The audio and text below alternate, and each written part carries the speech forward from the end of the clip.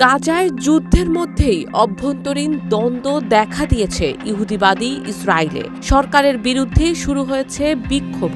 একদিকে বিরোধী দলীয়দের কঠোর অবস্থান, অন্যদিকে গাজায় জিম্মিদের সতর্কবার্তা। সব মিলিয়ে যেন জনসাধারণের রোষের মুখে নেতানিয়াহুর পতন লিখেছেন ইসরায়েলবাসী নিজেরাই।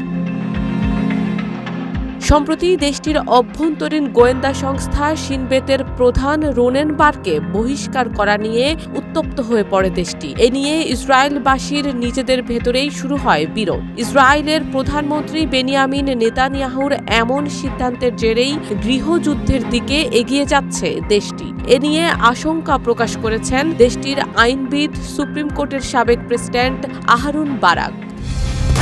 কালার এক্সপার্ট, জর্জ স্যাপ এবং মাইল্ড অন হ্যান্ডস টেকনোলজি সমৃদ্ধ অরিক্স ক্রিস্টাল ওয়াশ আপনার laundry expert.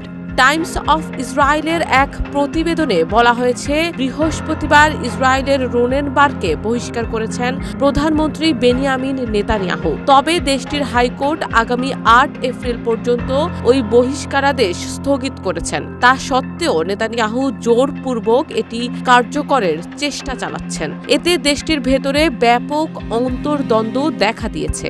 Israel business forum হুঁশিয়ারি দিয়ে বলেছে, রোনেন বারের বরখাস্তের বিরুদ্ধে হাইকোর্টের অস্থায়ী নিষেধাজ্ঞাকে যদি সরকার সম্মান না করে, তবে তারা ইসরায়েলি অর্থনীতি অচল করে দেবে। এদিকে রোনেন বারকে বরখাস্তের সিদ্ধান্তে সরকার অটল থাকলে বসে থাকবেন না বলে হুমকি দিয়েছেন ইসরায়েলের শ্রমিক ইউনিয়ন হিস্তাদ্রুতের প্রধান আরমন বার ডেভিডও। মূলত ইসরায়েল জুড়ে ধর্মঘটের ইঙ্গিত দিয়েছেন তিনি। আরমন বলেছেন, আমি আশা করি ইসরায়েলি সরকার আদালতের প্রত্যেকটি নির্দেশ মানবে, যেমনটা সরকার তার নাগরিকদের কাছ থেকে প্রত্যাশা করে। এর জের ধরেই দেশটির সুপ্রিম কোর্টের সাবেক প্রেসিডেন্ট আহারান বারাক বলেছেন, শিন বেতের প্রধান এবং অ্যাটর্নি জেনারেলকে বহিষ্কারের মাধ্যমে নেতানিয়াহুর সরকার ইসরায়েলে গৃহযুদ্ধ ডেকে আনছেন।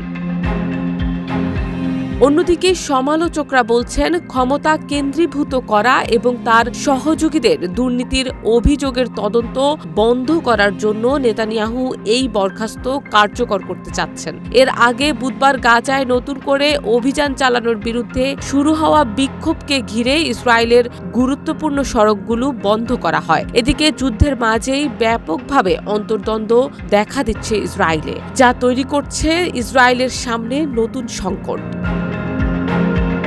শারমিন নিশু, ঢাকা পোস্ট।